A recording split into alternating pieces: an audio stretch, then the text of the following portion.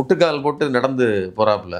அதெல்லாம் நீங்கள் க்ளோஸ்அப்பில் வந்து பார்த்தோம்னா முட்டியில் வந்து இது போட்டிருக்கிறாரு, க்ளவுஸ் போட்டிருக்கிறாரு. இயேசு கிறிஸ்தவே ஏமாத்துறாரு அப்படின்னு சொன்னால் அது விஜய் மட்டும்தான் நம்ம நினைக்கிறோம். மாற்றினா என்னன்னு கேட்டால் மனைவியே மாற்றினது தான் இவருடைய முன் அனுபவமாக இருக்குது. அதாவது லாட்ரி திருடனையே ஏமாத்தின திருடனை. பெண்களுக்கு பாதுகாப்பு இல்லை, ஒன்னால தான்டா பாதுகாப்பு இல்லை. 4000 கோடி ரூபாயில் அந்த அம்மாவுக்கு 2000 கோடி ரூபா கொடுக்கலாம். ஆனால் நீங்கள் என்ன பேசுறீங்க, 35 கோடி ரூபா தரேன்னு சொல்லி, அதுவும் வந்து பிள்ளைகள்லாம் பார்க்கணும், பிள்ளைகள்லாம் நீங்கள் பார்க்க வேண்டாம், நான் பார்த்துக்கிட்டு பேரம் பேசுகிறேன்னா. இப்போ பெரம்பூரில் நீங்கள் வந்து அஃபிடவிட் தாக்கல் பண்ணும்போது அசையாத சொத்துக்கள்னு சொல்லி 115 கோடி ரூபா காட்டியிருக்கீங்க.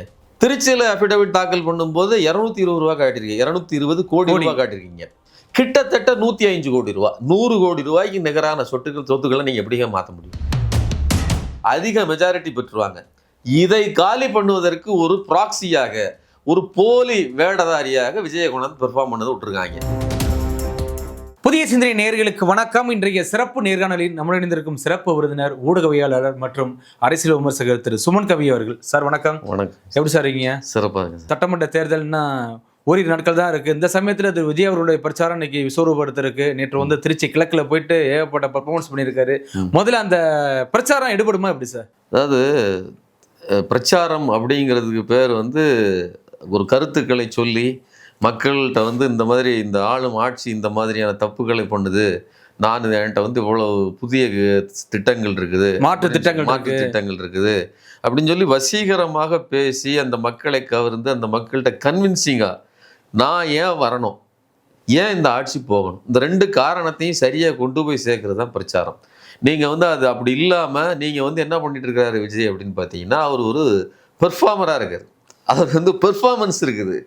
நீங்கள் சினிமாவில் தான் நல்ல பெர்ஃபார்மன்ஸ் பார்த்தீங்கன்னா இப்போ நேரடியாகவும் அதே மாதிரி இருக்காரு. ஆமாம். இப்போ வசனமே இல்லாத நடிப்பாகி போச்சு. அந்த கிறிஸ்தவ தேவாலயத்தில் முட்டுக்கால் போட்டு நடந்து போகிறாப்புல. அதெல்லாம் நீங்கள் க்ளோஸ்அப்பில் வந்து பார்த்தோம்னா முட்டியில் வந்து இது போட்டிருக்கிறாரு, க்ளவுஸ் போட்டிருக்கிறாரு. ஆமாம், நீங்கள் இல்லை க்ளவுஸ் வச்சுட்டு மேலே ஃபேண்டா இழுத்து விட்டுருக்காரு. ஆமாம், அதாவது இயேசு கிறிஸ்தவே ஏமாத்துறாரு அப்படின்னு சொன்னால் அது விஜய் மட்டும்தான் நம்ம நினைக்கணும். கிட்டத்தட்ட இப்போ நாம பாவ மன்னிப்பு கேட்குறதா இருந்தால் கிட்டத்தட்ட 41 பேர் கரூரில் மட்டுமே செத்துருக்காங்க. அதுபோல் பல்வேறு இடங்களில் மரணங்கள் தொடர்ந்து நடந்துட்டு இருக்குது. மதுரைக்கு போன இடத்துல கூட சமீபத்தில் 5 பேர் செத்து போனாங்க. கூட்டி கிழிச்சு பார்த்தீங்கன்னா ஒரு 60 பேரை கொன்ன ஒரு பாவம் உங்கள் மேலே இருக்குது. அப்போ இந்த பாவத்துக்கு மன்னிப்பு கேட்கணும்னா நீங்கள் எப்போவா கேட்டிருக்க முடியும்? திருச்சிக்கு போய் தான் கேட்கணும் இல்லை, உங்கள் வீட்டிலே விழுந்து மன்னிப்பு கேட்டிருக்க முடியும். சரி, மக்களுக்கு முன்னாடி ஒரு பெர்ஃபார்மன்ஸ் காட்டிங்கன்னு வந்திருக்கீங்க, அதையாவது உண்மையாக இருக்கணும்ல. கடவுளே ஏமாத்துறீங்க அப்படின்னு சொன்னால் நீங்கள் இந்த மக்களுக்கு எப்படி உண்மையாக இருப்பீங்க? முட்டியில் இது கபடி விளையாடும்போது இல்லைன்னா இந்த கிரிக்கெட் விளையாடும்போது முட்டில் போட்டுக்கிட்டு ஆடுவாங்க பார்த்துருக்கீங்களா? அந்த மாதிரியான இதை போட்டுட்டு அதுக்கு மேலே பேண்ட்டை போட்டுட்டு வலி தெரியாமல் இருக்கிறதுக்கு. அப்போது பிரச்சாரத்தை நூதனமாக செய்கிறது இல்லை, இது ஏமாத்துறது. இது மக்களை ஏமாத்துறது, வேட்பாளரை ஏமாத்துறதுங்கிறது போய் கடவுளை ஏமாத்திட்டாரு. இயேசு கிறிஸ்து தகப்பனே ஏமாத்துறாரு, மேரி மாதாவை ஏமாத்துறாரு. எஸ்.ஏ. சந்திரசேகர் தகப்பனை விட்டாச்சு, அம்மாவை விட்டாச்சு, இந்த பக்கம் பார்த்தீங்கன்னா கடவுளையுமே கைவிட்டாச்சுங்கிற நிலைமையில தான் விஜய் இப்போ எல்லாரையும் ஏமாற்றி பழகிட்டார். ஒரு பக்கம் கொஞ்ச நாளைக்கு முன்னாடி ரமலான் நோன்பு திறக்கிறதுக்கு போயிருக்கிறாரு, அவ்வளவு மூஞ்ச கடுகடுப்பாக வச்சிருக்காரு. ஏன்டா என்னைய கூப்பிட்டீங்க அப்படிங்கிற அளவுக்கு. குர்ஆன் பார்த்தீங்கன்னா தலைகீழாக இருக்குது. ஆமாம், அதுக்கு அப்போ அல்லாவே ஏமாத்தியாச்சு. இன்னொரு பக்கம் போய் மாரியம்மன் கோயில்னு இப்போது ஒவ்வொரு சாமிக்கும் ஒவ்வொரு கடவுளை நம்புகிறவர்களும் என்னை நம்பலாம் அப்படிங்கிற மாதிரியான ஒரு செய்தியை தான் அவர் சொல்ல வர்றாரு. உன்னை நான் எதுக்கு நம்பணும்? கடவுள் நம்புகிறேன், ஓகே, கடவுளை எல்லாரும் தான் நம்புகிறேன், சங்கி கூட தான் இப்போ கடவுள் நம்புகிறேங்கிறான். அவன் தான் திருப்பரங்குன்றத்தில் பழியாக நிற்கிறான். ஆமாம், வந்து பக்கத்து பிற சமூகத்தவர்களை கொலைவெறியாட்டம் நடத்துவதற்கு தயாராக நிற்கிறான். கடவுளே ஏற்றுக்கல, திருப்பரங்குன்ற மலையில் தீபமே ஏற்றியாச்சு, ஆனாலும் நான் நினச்ச இடத்துல ஏற்றணுங்கிறான்.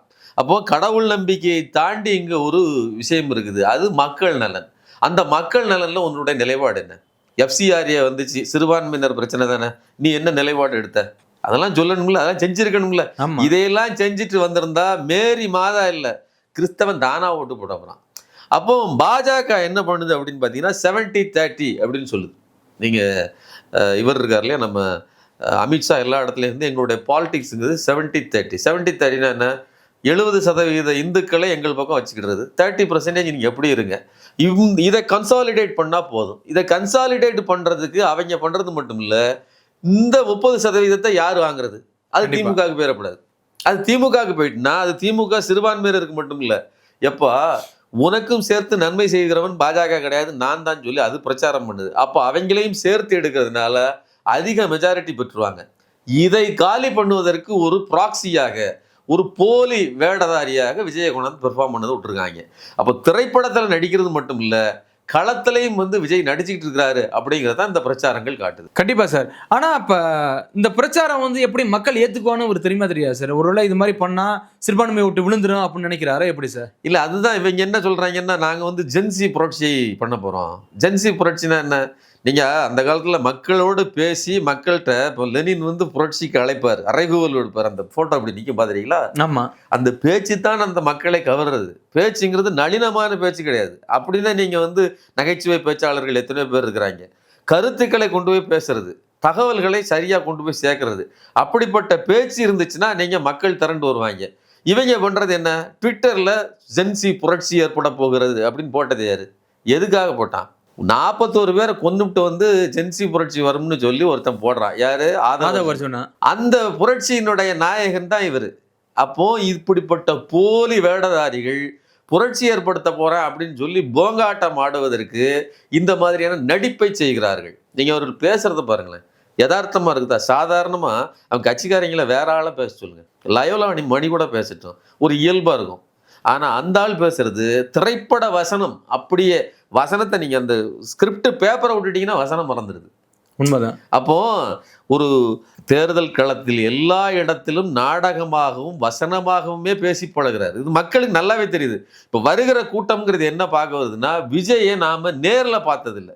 நீங்க கடந்த காலங்கள்லாம் நீங்க எம்.ஆர். ராதா, என்.எஸ். கிருஷ்ணன் காலத்துல திரைப்படத்துக்கு வந்தது அவங்க மேடை நாடகத்திலேருந்து வந்தாங்க. அதனால அவங்களை நேரில் பார்க்குறதுங்கிறது பெரிய கூட்டம், அது வரும். இருந்தாலும் திரைப்படத்தில் ஏற்கனவே நம்ம நாடகத்தில் பார்த்துட்டோம். ஆனால் விஜயோட நாடகத்தை நம்ம பார்த்ததில்லை. இப்போ திரைப்படத்திலேருந்து அவர் நாடகத்துக்கு வந்திருக்கிறாரு. நீங்கள் பியு சின்னப்பா, கிட்டப்பா நடிச்சோட இப்போ நேரடி நடிக்க அவங்கெல்லாம் சிவாஜி முதற்கொண்டு மேடை நாடகத்தில் நடித்து அப்படியே ப்ரமோட் ஆனவங்க. இப்போ விஜய் திரையிலிருந்து இறங்கி களக்கூத்தாடுவதற்கு வந்திருக்கிறார். அந்த கூத்தை பார்ப்பதற்கு, அந்த விஜயை பார்ப்பதற்கு அந்த நம்ம கூட்டம் கூடுதே தவிர மற்றபடி அந்த வருகிற கூட்டத்துக்கு விஜய் பேசி அந்த முத்துக்கள், அந்த கருத்துக்களை கேட்டு எனக்கு ஞானம் வரணும்னா வர்றாங்க. விஜய் பேசுறது பொய்ங்கிறது கூடவே தெரியாது. நான் சொல்றேன், 41 பேர் இறந்து போறாங்க, கண் முன்னால நடக்குது, அவ்வளவு ஆதாரங்கள் இருக்குது. சதி நடந்துச்சு, சதி நடந்துச்சு. இதை கேட்கறதுக்கு யாராவது நம்புவாங்களா? நம்ம குடும்பத்தில் ஒருத்தன் இறந்து போயிருந்த அந்த கதையை நம்ம நம்புவோமா? அதானே. 41 பேரை பறி கொடுத்த குடும்பத்தில் உள்ளவங்க பேசினாங்க பணத்துக்காக, அது வேற. ஆனால் உண்மையிலேயே அங்கே என்ன நடந்து நமக்கு தெரியும். அப்போ இப்படிப்பட்ட ஏமாற்று வேலைகளை கூட நம்புவதற்கு தயார் அப்படிங்கிறது எதிலிருந்து வருது? விஜய் மேல இருக்கிற வெறியிலிருந்து வருது. திரைப்படத்தில் உள்ள மோகத்தை தவிர இந்த நபர்கிட்ட இருந்து நீங்க கத்துக்கிட்டதுக்கு என்ன இருக்குது? இவருடைய வாழ்க்கையை கத்துக்கலாமா? இவர் குடும்பம் எப்படி நடத்துறாருங்கிறத பார்த்து கத்துக்கலாமா? சரியா? இல்லை, அதுவும் இன்னைக்கு விவாகரத்து கோர்ட்டில் போய் நிற்குது. விவாகரத்துக்கு 35 கோடி ரூபாய் பேரம் பேசியிருக்காங்க. அந்த அம்மா 250 கோடி ரூபாய் தரணுங்கிறாங்க. 250 கோடி ரொம்ப கம்மிங்க. யோசிச்சு பாருங்க, நான் வருஷத்துக்கு 500 கோடி ரூபாய் சம்பாதிப்பேன்னா என்னுடைய சொத்து மதிப்பு என்ன? எத்தனை வருஷமா நடிக்கிறேன்? எத்தனை வருஷமா நடிச்சிட்டு இருக்காப்ல? 1 லட்ச ரூபா வருஷத்துக்கு சம்பாதிக்கிறவர் அவருடைய சொந்த செலவே 1 லட்சத்துல போயிடும். ஆனா நீங்க 10 கோடிக்கு மேல என்னத்தை செலவு பண்ணிட முடியும் ஒரு வருஷத்துக்கு? அதானே. மிச்சது ஃபுல்லா மிச்சம் தானே. அப்போ ஒரு வருஷத்துக்கே நீங்க 400 கோடி ரூபாய் மிச்சப்படுத்த முடியும். 10 வருஷத்துக்கு வச்சுக்கிட்டாலுமே 4000 கோடி ரூபாய் ஆச்சு. உங்க கணக்குப்படி தான் நான் சொல்றேன். ஆமா. 4000 கோடி ரூபாயில அந்த அம்மாவுக்கு 2000 கோடி ரூபாய் கொடுக்கலாம். ஆனா நீங்க என்ன பேசுறீங்க? 35 கோடி ரூபாய் தரேன்னு சொல்லி, அதுவும் பிள்ளைகள்லாம் பார்க்கணும், பிள்ளைகள்லாம் நீங்க பார்க்க வேண்டாம், நான் பார்த்துக்கிட்டு பேரம் பேசுறேன்னா, நீ ஏற்கனவே சரி இந்த பிள்ளைகள்லாம் உன்ட்ட ஒப்படைச்சவன் என்னத்துக்கு ஆகும்? அஃபிடவிட்ல என்ன தாக்கல் பண்ணுது? பிள்ளைகளுக்கெல்லாம் நான் கடன் கொடுத்து வச்சிருக்கேன், கடங்காரன் ஆக்கி வச்சிருக்கேன். பிள்ளைகளுக்கு கடன். அப்போ இந்த பிள்ளைகளை நீ கூட்டு போய் நாளைக்கு என்ன லெவல்ல வச்சிருப்ப? அந்த பிள்ளைகள் முதல்ல உன்ட்ட சேருமா? உன்னை தகப்பன்னு ஏத்துக்கிடுமா? உன் வாழ்க்கையை பார்த்து படிக்கிறதுக்கு ஏதாவது இருக்கா? நான் என்ன கேட்குறேன், நான் ஒரு ரோல் மாடல் வச்சிருக்கேங்க, என் வாழ்க்கையில் இவர மாதிரி ஆகணுங்க. நான் கணித மேதை ராமானுஜன் மாதிரி ஆகணும்னா ஒரு கணக்கில் அப்படி வரணும், சரிங்களா? இல்லைன்னா இவர் மாதிரி வரணும் அப்படின்னு ஏதாவது ஒரு ரோல் மாடல் இருக்கும். உன்னைய பார்த்து கற்றுக்கிட்டதுக்கு என்ன இருக்குது? நீ பொண்டாட்டி பிள்ளைல பார்க்கல, உன் தாய் தகப்பன் யாராவது உன் கூட இருந்து உனக்காக இது பண்ணுறாங்களா? அவங்க பேச்சை நீ கேட்குறியா? அல்லது உன் கூட ஏற்கனவே பயணித்து வந்த எந்த நபரையாவது கூட வச்சிருக்கிறியா? உன் கட்சியை சேர்ந்த உன் கட்சியில் ஆரம்ப காலத்திலிருந்து உன்னோடு இருந்தவர்கள் யாராவது இருந்திருக்காங்களா? எல்லாரும் வெளியில வந்து பேசுறாங்க. ஆமா. பிடி செல்வகுமார்ல இருந்து ஏசி குமார் அவங்க இவங்க எல்லாருமே கூட இருந்தவர்கள் எல்லோருமே வந்து கதறாங்க. அதில் ஒருத்தர் செத்தே போனார், உங்களுக்கு தெரிஞ்சிருக்கும். அவருடைய ரசிகர் மன்ற தலைவராக இருந்தவர். இப்படி யாரையுமே கவனிக்காத ஒரு நபர். நீங்க திரைப்படத்தில் தான் அவர் வந்து பிரியமான தோழின்னு ஒரு படம் நினைக்கிறேன், சிம்ரன் கூட டீல் பேசி 1 வருஷத்துக்கு கான்ட்ராக்ட் போட்டு வாழ்வாரு. 1 இயர் அக்ரிமெண்ட் முடிஞ்சோடனே எல்லாம் முடிஞ்சு போச்சு. அதுலயாவது கூட எண்டில் முடியல என்ன வரும்னா 1 வருஷத்துக்கு அப்புறம் அவரால் இது பண்ண முடியாது. ஐயோ நம்ம இதை விட்டுட்டோமே, அது லவ் ஆயிடும். 27 வருஷம் ஒரு பெண்ணோட நீ சேர்ந்து வாழ்ற, அந்த பெண் உன் கூடயே வந்து உனக்காகவே, அவங்களுக்கு எவ்வளோ திறமைகள் இருந்திருக்கலாம், எவ்வளோ அவங்களும் ஒரு பெரிய சொர்ணலிங்கம், ஒரு பெரிய பணக்காரருடைய மகள். ஆமா, அவங்களுக்குன்னு ஒரு கெரியர் இருக்கும். சாதாரண பிள்ளைகளே இன்னைக்கு சம்பாதிக்குது, வேலைக்கு போகுது. உனக்கு பின்னாடியே வாழ்ந்துட்டு இருந்திருக்காங்க. 2 பிள்ளையை பத்து உன்னோட வாழ்ந்துருக்காங்க. நீ அவங்கள விட்டுட்டு குற்றச்சாட்டு சொன்னா அதே பொம்பளை கூட்டிட்டு வெளியில வந்து பாரு அப்படின்னு காட்டுறேன்னா இது என்ன ரோல் மாடல்? இதை பார்த்து என்ன படிக்கிறதுக்கு இருக்குது? இதான் தொண்டை கத்துக்க போறானா? அப்போ இந்த அளவிற்கு வாழ்க்கையிலும் பொது ஒழுக்கத்திலும் ஒழுக்கங்கட்ட ஒரு நபர். இவற்றிலிருந்து கத்துக்கிட்டதுக்கு ஒண்ணும் இல்லை. இன்னைக்கு இருக்கிற இந்த அரசியல் சூழ்நிலையிலையும், இந்த அரசியல் மக்களுக்கு ஒரு அரசியல் பிரச்சனை இருக்கு இல்லையா, அதையாவது நீ தீர்த்துட்டியா? நம்ம பெர்சனலுக்குள்ள வரல, விட்டுருவோம். நீ பெர்சனல் சரியில்லை. மக்கள் பிரச்சனையில எஃப்சிஆர்ஏ கேட்டியா, அல்லது இது கொண்டாடினீங்க டிசம்பர் மாதம், நீ ஒரு கிறிஸ்தவன்கிற பேர்ல கிறிஸ்துமஸ் கொண்டாடின, ஊர் ஃபுல்லா கிறிஸ்தவர்களை அடிச்சானுங்க. ஒரு ட்விட்டு போட்டு ஒரு எதிர்வினை உன்னால பேச முடிஞ்சுதா? இந்த பாஜக இதை செய்கிறது, உன் வாயிலிருந்து வார்த்தை வருகிறதா? எப்படி சிறுபான்மையினர் கொள்கை எதிரியே வரலையே சார், மறந்துட்டாரா? அப்படி ஒரு திரைப்படம் முடக்கப்பட்டது, அந்த திரைப்படத்துக்கு எதிராக சண்டையிடுவதற்கு பேசுவதற்கு தகுதி இல்லை. அதை கூட முதல்வர் தாங்க சொல்றாரு. நீங்க யோசிச்சு பாருங்க. முதல்வர் பராசக்தி படமும் முடக்கப்படுது, இவருடைய படமும் முடக்கப்படுது. அவர் எல்லா விஷயத்துக்கும் போராடுறாரு. டிலிமிட்டேஷனுக்கு போராடுறாரு, நீட்டுக்கு போராடுறாரு, ஆதரவு விலைக்காக போராடுறாரு, நெல்லுக்கான ஆதரவு விலை, எல்லாத்துக்கும் போராடுறாரு. கடைசியா விஜய்க்காக கூட அவர் தான் பேசுறாரு. ஆமா, இந்த ஒவ்வொரு ஆயுதங்களையும் வைத்து பாஜக மிரட்டுகிறது எதிர்கட்சிகளை. அது இடி, ஐடி இந்த மாதிரியான துறைகளை மட்டும் இல்லாம இப்போ சென்சார் போர்டையும் தன் கையில் வைத்துக் கொண்டு மிரட்டுகிறதுன்னு சொல்றாரு. அந்த அவருக்கு நன்றி சொல்ற. அப்ப நீ நன்றி சொல்லல, ஒரு பக்கம் உனக்கு நன்றி சொன்னல, அப்ப எதிர்க்க வேண்டியதானே?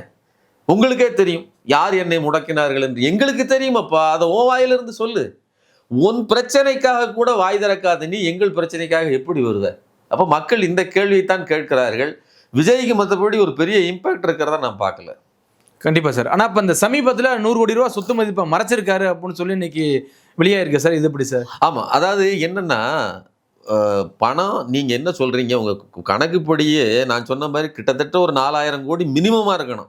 ஆனா நீங்க என்ன கணக்கு சொல்லிருக்கீங்க, ஒரு 600 கோடி ரூபாய் கணக்கு சொல்லிருக்கீங்க. இப்ப பெரம்பூர்ல நீங்க வந்து அபிடவிட் தாக்கல் பண்ணும்போது அசையாத சொத்துக்கள்னு சொல்லி 115 கோடி ரூபாய் காட்டிருக்கீங்க. திருச்சியில அபிடவிட் தாக்கல் பண்ணும்போது 220 ரூபாய் காட்டிருக்கீங்க, 220 கோடி ரூபாய் காட்டிருக்கீங்க. கிட்டத்தட்ட 105 கோடி ரூபாய், 100 கோடி ரூபாய்க்கு நிகரான சொத்துக்களை நீங்க எப்படிங்க மாற்ற முடியும்? ஒரு வேரியேஷன் வருதுன்னா ஒருவேளை இங்க இருந்து வேட்புமனு தாக்கல் பண்ணிட்டு போற டயத்துல மாறி இருக்குமா? தூரம் அதிகம் தானே. அதாவது பொய் சொன்னாலும் பொருந்த சொல்லணும்னு சொல்றாங்கல்ல. உனக்கு பொய் இந்த விஷயத்த கூட உன்னால் சரியா செய்ய தரலையே. நீ நிர்வாகத்தை விட்டுரு, மக்கள் நிர்வாகத்தை விட்டுரு. நீ கணக்கு சொல்ற, நான் அது தருவேன் இது தருவேன், வந்தோம்னா தாலிக்கு இப்போ தாய்மாமன் சீர் தருவேன், தரமான பட்டுப்புடவை தருவேன், மோதிரம் தருவேன், எல்லாத்தையும் கூட்டி கழிச்சு கணக்கு பார்த்தா எத்தனை கோடி வருது தெரியுமா? கிட்டத்தட்ட தமிழ்நாடோட மொத்த பட்ஜெட்டே 4,39,000 கோடி ரூபா, 4.39 லட்சம் கோடி. ஆனா இவர் போட்டு வச்சிருக்கிற, இவர் சொல்லியிருக்கிற இலவச திட்டங்கள் இருக்குல்ல, அதை நிறைவேற்றணும்னு 12 லட்சம் கோடி ரூபா. அப்பா, 10 லட்சம் கோடி ரூபா கடன் இருக்குன்னு சொல்லி இந்த அரசை கொடுத்து நீ வந்து திட்டுற. ஒரு வருஷத்துக்கு 12 லட்சம் ரூபாய் செலவாகிற மாதிரி கணக்கு பிடிச்சிருக்கு. சிம்பிளா சொல்றேன், பட்டதாரி உதவித்தொகை 13,791 கோடி ரூபாய், முதியோர் மாற்றுத்திறனாளிகள் திறனங்களுக்கான உதவித்தொகை 12,369 கோடி ரூபாய், குடும்ப தலைவிகளுக்கு மாத உரிமை தொகை 68,180 கோடி ரூபாய். இப்படி ஒரு வருஷம் போட்டிங்கன்னா மகளிர் குழுக்களுக்கு கடன் 23,823 கோடி ரூபாய். மொத்தமாக கூட்டி கழிச்சு பார்த்தீங்கன்னா 12 லட்சம் கோடி ரூபா வருஷத்துக்கு. ஏன்னா தங்க விற்கிற விலையில பாருங்க, நீங்க 1 பவுன் தங்க மோதிரம் கொடுத்தீங்கன்னா அதுவே 1.5 லட்சம் ரூபாய் சார். ஆச்சு. ஒரு நாளைக்கு எத்தனை குழந்தைகள் சார் போறக்கான்? கிட்டத்தட்ட ஏதோ உன் பிறந்த நாளுக்கு நீ போனியா, எக்மோர் ஹாஸ்பிட்டல் மோதிரம் போட்டியா வந்தெல்லாம் இருக்கலாம். ஆனா தமிழ்நாட்டில் பிறகு அத்தனை குழந்தைகளும் நான் மோதிரம் போடுவேன்னா தங்கம் வைக்கிற விலைக்கு எதுவும் சாத்தியப்படுமா? இலங்கை தமிழர் பிரச்சனைக்கு, ஈழத்தமிழர் பிரச்சனைக்கு எல்லாத்துக்கும் கூட்டம் கூடி மக்கள் வந்து பணம் கொடுங்கன்னு கேட்டதுக்கு ஆளாளுக்கு 50,000 1 லட்சம் கொடுத்துருக்காங்க. 500 ரூபா எழுதினாருங்க இவரு. இதே விஜய் அது ஒரு பக்கம் வைரலா போயிட்டு இருக்கு. ஆமா, இப்படிப்பட்ட நபர் இவர் கொண்டு வந்து கொடுக்க போறாரா, நீங்க வந்து தாய்மாமன் சீரு, அதுவும் தரமான பட்டுப்புடவை. ஏன் இப்ப கொடுக்கறதெல்லாம் தரமற்றதா? மக்களுக்கு எது அடிப்படையா அதை கொடுப்பானா, தரமான பட்டுப்புடவை வச்சு என்ன பட்டுப்புடவையில கட்டிட்டா தான் இருக்க முடியுமா? அப்ப அப்படிப்பட்ட ஏமாற்று வேலைகள். வடை சுடுறதுலயும் ஒரு நியாயம் இருக்கணும். திரைப்படத்துல என்ன காமிக்கிற, ஒரு விரல் புரட்சின்னு ஒரு கிலோ இலவசமே வேண்டாம்னு தூக்கி போட்டு உடைச்சாரு. அதை கேட்ட உடனே அவன்கிட்ட படத்தை பார்த்தோம்ல என்ன நினைச்சான், என்ன பண்ணான்? ஏற்கனவே வாங்கியிருந்த லேப்டாப், டிவி, வீடு கட்டி கொடுத்துருந்தாங்க ஜெயலலிதாலாம். ஜெயலலிதா படத்தை உடைச்சான். சரியா? இதெல்லாம் செஞ்சான். சரி, நீ கட்சி ஆரம்பிச்சதுக்கு அப்புறம் கொள்கையை மாத்திட்டே கிடையாது. அருண்ராஜ் ஐஆர்எஸ் போகிற இடம்ல சொன்னாரு, நாங்கள் இலவசங்கள் கொடுத்து ஏமாத்த மாட்டோம்னு பேசினாரு. ஓசி பஸ் வேணுமான்னு ஒரு புள்ள கத்தி கத்தி கேட்டுச்சு. இப்படி மக்களுக்கு கொடுக்கப்படுகிற நலத்திட்டங்களை ஓசின்னு இழிவுபடுத்தின நீ இன்னைக்கு வந்து நின்றுட்டு காம்படிஷன்ல இதெல்லாம் வந்து மார்க்கெட்ல செல் ஆகுதுன்னு தெரிஞ்ச உடனே இதையும் சேர்த்து விடுற, அதுவும் வாயில வந்து இதை அள்ளி விடுறன்னா நீ எவ்வளவு பெரிய அயோக்கியன் அப்படிங்கிறத நாம புரிஞ்சுக்கிட வேண்டும். இல்ல, இவர்தான் மாற்று அரசியல் கொண்டு வர சொன்னார் சார். இதான் மாற்று அரசியல் அப்படி சார். உங்களோட நான் அதிகமா கொடுக்குறேன், இலவசம் கொடுக்க மாட்டேன்னு சொன்னாரு இவரு. மாற்றுன்னு சொன்னாங்க. நானும் வந்து என்னத்தை தான் மாற்ற போறாங்க. இப்போ திமுக கிட்ட நீங்க ஏதாவது ஒரு விஷயம் சொன்னீங்கன்னா, என்னங்க ட்ராக் ரெக்கார்டு, என்ன பண்ணிருக்கீங்க என்னன்னு கேட்டா, நாங்க இதெல்லாம் பண்ணிருக்கோங்க அப்படின்னு இதை எடுத்து காட்டும். உங்களுக்கு என்னங்க முன் அனுபவம்னு கேட்டா, நீங்க என்னங்க மாட்டினீங்கன்னு சொல்ல அவர் சொல்லல. அதுக்கப்புறம் தான் தெரிஞ்சது, விஜயனுடைய மனைவி சொன்னாரு, அவர் என்னையே மாற்றிட்டாருங்க. இதுதான் மாற்று. மாற்றுன்னா என்னன்னு கேட்டா, மனைவியே மாத்தினதான் இவருடைய முன் அனுபவமா இருக்குது. ஸோ இப்படிப்பட்ட ஒரு படத்துல மட்டும் போக்குறி இல்லைங்க, நிஜத்திலையுமே ஒரு போக்கிரியா இருக்கக்கூடியவரை நம்பி ஓட்டளிக்கணுமா அப்படிங்கிறத நம்ம கேள்வி வைக்கணும். இன்னொன்று முக்கியமான செய்தி, நம்ம சொன்னோம் இல்லையா, இந்த வேரியேஷன் விக்னேஷ் அவர் போட்ட கேஸு, அதாவது 100 கோடி ரூபாய் சொத்து வேறுபாடு. இப்போ நீதிபதி என்ன சொல்லியிருக்காரு அப்படின்னா, இன்கம் டேக்ஸ், அதாவது வருமான வரித்துறை அதிகாரிகள் இதை சோதிச்சு 1 மாதத்துக்குள்ள நீங்க எனக்கு வந்து அறிக்கை தாக்கல் பண்ணுங்கன்னு சொல்லியிருக்காங்க. ஆனா 23ஆம் தேதி வந்து உங்களுக்கு தேர்தல், இன்னும் 3 நாள் தான் இருக்குது. அப்போ நீங்க இது இப்படி ஒரு அலிகேஷன் இருக்குன்னா விஜயை போட்டியிடுவதை ரத்து செய்யணும். ஏன்னா இவர் மேலேயும் இதே பிரச்சனை. ஆதவர்ஜுனாவும் வில்லிவாக்கத்தில் அவருடைய மனைவி பேரில் இருக்கக்கூடிய 2 நிறுவனங்கள் ஒவ்வொன்றும் 100 கோடி ரூபாய் சொத்து மதிப்பு உள்ளது. அதை பற்றி எதையும் குறிப்பிடலை. அப்போ தன்னுடைய சொத்துக்களை குறிப்பிட்ட ஆதவர்ஜுனா தன் மனைவி சொத்தை குறிப்பிடல, அதை மீறித்தான் நிற்கிறாப்புல. ஸோ இந்த பாஜக கையில் இருக்கக்கூடிய இந்த தேர்தல் ஆணையம் என்பது முறைகேடாக கணக்கில் காமிக்காத இந்த நபர்களுக்கு, பணத்தை கணக்கில் காமிக்காத நபர்களுக்கெல்லாம் ரத்து செய்யாமல் இவர்களை போட்டியிட வைப்பதே நமக்கு வந்து சந்தேகத்தை கிளப்புகிறது. கணக்குப்படி நியாயமாக செயல்படுவதாக இருந்தால் இதை காரணமாக வைத்தே விஜயை போட்டியிடுவதிலிருந்து ரத்து செய்யணுங்கிறது என்னுடைய கருத்து. கண்டிப்பா சார். நீங்க சொன்ன மாதிரி ஆதவர்ஜுனா மேல அவருடைய மச்சான் ஜோ சார்லஸ் மார்ட்டின் ஒரு குற்றச்சாட்டு வச்சிருக்காரு. வில்லிவாக்கம் அதிமுக ஆதரவாக பிரச்சாரம் பண்ணும்போது மிகப்பெரிய குற்றச்சாட்டு வச்சிருக்காரு. அதாவது இவர் என்னைக்கு என் குடும்பத்தில் அடிமிச்சாரோ அன்னிலேருந்து என் குடும்பம் வந்து பிரிவினை உண்டாக்கிருச்சு அப்படிங்கிறாரு. இன்னொரு விஷயம் என்னன்னா, இவர் வந்து சாதாரண ஆள் கிடையாது, பல பெண்களோட தொடர்பு இருந்தாரு. பல பெண்களுக்கு என்னுடைய சொந்த காசுல, எங்க அப்பயோட சொந்த காசுல கார் வாங்கி கொடுத்துருக்காரு அப்படிங்கிற குற்றத்தெல்லாம் வச்சிருக்காரு. இது எப்படி சார்? அதாவது ஆதவர்ஜுனா, நான் உழைச்சி முன்னேறினேன், நான் கஷ்டப்பட்டு முன்னேறினேன். என்னடா கஷ்டப்பட்டு முன்னேறினேன்னா, என் தங்கச்சியை பிடிச்சிட்டாங்க, நாங்கள் சம்பாதிச்சு கஷ்டப்பட்டு காசு எடுத்து நாங்கள், அது என்ன எந்த கஷ்டப்பட்டாங்கன்னு நமக்கு தெரியும். லாட்ரியில் கள்ள லாட்ரி அடித்து சம்பாதிச்சு வச்சுருக்காங்க. இப்போ அதாவது லாட்ரி திருடனையே ஏமாத்தின திருடன் நல்லா புரிஞ்சு. அங்கே அவர் அவர் 1988 ஜோஸ் சார்லஸ் மார்ட்டின் பர்மாவிலிருந்து இங்கே வந்ததுக்கப்புறம் லாட்ரி தொழிலை தொடங்கி பல கோடிகளை குவிக்கிறாரு மார்ட்டின். ஆமாம், அந்த சொத்தை எப்படி ஆட்டையை போடுறதுன்னு ஒருத்தன் கிளம்பி வரான். அவன் கரெக்டாக ஜிம்மில் போய் ஈசிஆரில் ஜிம்மில் சொல்லிக் கொடுக்குற நேரத்தில் வந்து எப்படி குறுக்கு வழியில் மார்ட்டின் பொண்ணை உஷார் பண்ணி எப்படி பணக்காரன் பொண்ணை உஷார் பண்ணிட்டோம்னா பணக்காரன் ஆயிரலாங்கிற புது வித்தையை கண்டுபிடிச்சி முன்னேறினவர் தான், ஒரு முன்னோடியா இருக்கிறவர் தான் இந்த ஆதவ அர்ஜுனா. சரி, அந்த பணத்தை வாங்கிட்டு என்ன பண்ற? சொந்த மச்சானே வெளியில வந்து சொல்றாரு, என் தங்கச்சி வாழ்க்கையும் நாசமா போச்சு, என் தங்கச்சியை கூட ஒழுங்கா கவனிக்கிறதுல கண்ட பொண்ணுகளுக்கு எங்க வீட்டு காசை எடுத்து கொடுக்குறான்னு சொல்றாப்புல. இதுக்கு நீ இப்ப என்ன பதில் சொல்ல போற? பெண்களுக்கு பாதுகாப்பு இல்லை, ஒன்னால தான்டா பாதுகாப்பு இல்லை. டேய், ஒன்னால சார்லஸ் வீட்டு பொண்ணுக்கும் பாதுகாப்பு இல்லை, அடுத்த பொண்ணுகளுக்கும் பாதுகாப்பு இல்லை. அதவன் மச்சான் தான் சொல்றான். இதுக்கு நீ பதில் சொல்ல முடியுமா? இவ்வளவு வாய் பேசுறல, மேடையில ஏறி நின்றுட்டு தமிழ்நாட்டுல பெண்களுக்கு பாதுகாப்பு இல்ல, கம்பு சுத்துறல்ல, உனக்கு மானம் சூடு சொரணை இருந்தா அவர் சொல்ற குற்றச்சாட்டுக்கு பதில் சொல்லு. அதெல்லாம் இல்லைங்க அப்படின்னு. நான் நேர்மையா தான் வந்தேன். நான் நேர்மையா வந்து சொல்லு, எங்களுக்கு இவ்வளவு சொத்து இருந்துச்சு சொல்லு. என் தாய் இன்னும் கூடுதலாங்க, அவங்க எந்த ஒரு மனுஷனும் இது மாதிரி கீழ்த்தரமா பேசுனது கிடையாது. தன் தாயை வந்து அவமானப்படுத்துறது, தன் தந்தையை அவமானப்படுத்துறது. தன் தாய் வந்து அவ வந்து காஸ்ட் பிரச்சனைனால செத்து போயிட்டாங்க, தீண்டாமைனால செத்து போயிட்டாங்கன்னு சொல்லி அவ்வளவு பெருசா பேசுறாரு. கடைசியில பார்த்தா அவங்க பெரியம்மா சொல்றாங்க, அங்க என் தங்கச்சி தான், அவங்க யாரு, திலகவதி ஐபிஎஸ் அவங்க பெரியம்மா, அவங்க சொல்றாங்க என் தங்கச்சி தான், அவங்களுக்கு மாமியார் கொடுமையினால ஒரு வீட்டு பிரச்சனையெல்லாம் நம்ம இறந்து போச்சு அப்படின்னு.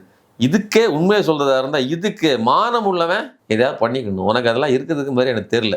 ஸோ எதுக்கு சொல்றேன் அப்படின்னு சொன்னா, இந்த மாதிரியான ஏமாற்று பெருவழிகள் விஜய் மட்டும் இல்லை, விஜய் குடும்பத்தை ஏமாத்தினார், மனைவியை ஏமாத்தினார் இல்லை, கூட இருக்கிற அவர் பேர் என்ன பேரு, வெங்கட்ராமன் அக்கௌண்டன்ட், மயிலாப்பூர், அந்த அம்மா வெளியில வந்து நின்று, அந்த அம்மா யாரு, வெங்கட்ராமனுடைய மனைவி வெளியில வந்து நின்று கதறாங்க, என்னை 10 வருஷம் ஆச்சு, என் பிள்ளைகளை பார்க்க விட மாட்டாங்கன்னா, என்னோட வந்து வாழ்ந்தது கிடையாது, என் உயிருக்கே ஆபத்து இருக்குதுன்னு அந்த அம்மா சொல்லுது. யாரு, விஜயினுடைய உதவியாளர், விஜயினுடைய வேட்பாளர். இப்போ அதே ஆடிட்டர், விஜயினுடைய ஆடிட்டர். அதே மாதிரி ஆதவ அர்ஜுனா தேர்தல் பரப்புரை இணை பொதுச் செயலாளர், அவருடைய நிலைமை இப்படி இருக்குது. இப்படி பெண்களுக்கு எதிரான குற்றங்களை செய்கிற குற்றவாளிகள் எல்லாம் ஒன்றா சேர்ந்து பெண்களுக்கு பாதுகாப்பு கொடுக்க போறோம்னு சொல்றாங்க. இதை பெண்கள் புரிஞ்சுக்கணும். சரிங்களா? நாங்கள் வந்தால் 2500 தரேன், 3500 தரேன் அப்படின்னு ஏலம் போடுவதெல்லாம் வாரி சுருட்டுவதற்கு, திரைப்படத்தில் அடிச்சாச்சு, லாட்டரியில் அடிச்சாச்சு, அங்கே அடிச்சாச்சு, இங்கே அடிச்சாச்சு, மக்கள் பணத்தை நேரடியாக அடிக்கிறதுக்கு எனக்கு ஒரே ஒரு தடவை வாய்ப்பு கொடுங்கன்னு விஜயும் கேட்குறாப்புல, ஆதவ அர்ஜுனாவும் கேட்குறாங்கல்ல. நாம தான் உஷாராக இருக்கணும். கண்டிப்பாக சார், தொடர்ச்சியாக சந்திப்போம். மிக்க நன்றி சார். நன்றி.